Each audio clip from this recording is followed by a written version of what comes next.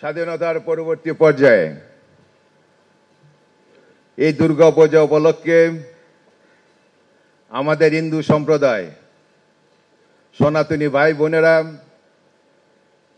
5 দিন ব্যাপী এই অনুষ্ঠান পরিচালনা করেন এবং আপনার প্রশাসনের সর্বস্তরের প্রশাসনিক কাঠামো এই পূজার অনুষ্ঠানে নিয়োজিত থাকেন।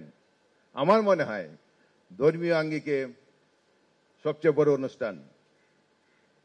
এবং আমি যখন দেখি পুলিশ ভাইরা, আনসার ভাইরা, বিডিআর ভাইরা এবং র্যাব ভাইরা সবাই পরিবার পরিজন বাড়িতে রেখে আমাদের জন্য নিরাপত্তা বিধান করেন, আমি বিশ্বাস করি ভগবান আপনাদের প্রতি আশীর্বাদ করে এবং আমি বিশ্বাস করি এই আশীর্বাদে বলিয়াই নেই বাংলাদেশকে আপনারা রক্ষা করেন।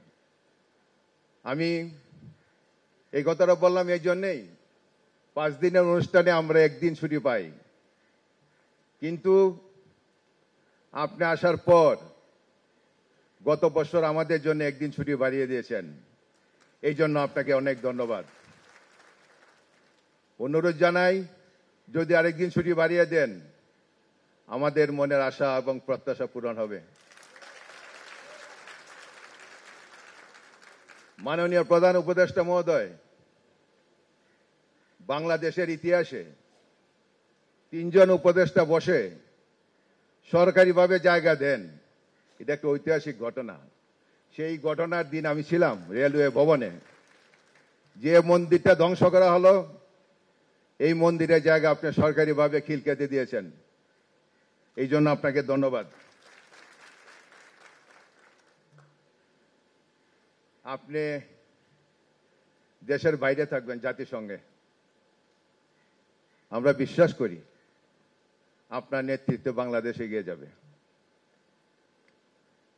আমরা এই হিন্দু সম্প্রদায় যুগে যুগে সব সময় গণতান্ত্রিক ভাবধারায় সামনের দিকে আগায়। আমরা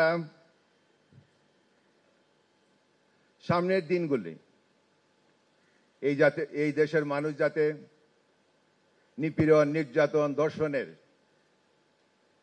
এই দেশের মানুষ যাতে শান্তিতে বসবাস করতে পারে, আপনার সাংবিধানিক কাঠামোতে আপনি সেই ধারাগুলো রক্ষা করবেন। আমরা বিশ্বাস করি আপনি গত বছর আসার পরে বলেছিলেন we are all A family, এবং আমরা একই পরিবারের সদস্য। আপনারা আপনাদের সাংবিধানিক অধিকার নিয়ে কথা বলবেন। আমরা কিন্তু সারা বাংলাদেশে সংবিধান এবং সাংবিধানিক কাঠামোর মধ্যে আমাদের দাবিগুলো তুলেছিলাম। আমি বিশ্বাস করি আপনার সরকার এই দাবিগুলোর প্রতি একটু নজর দিবেন।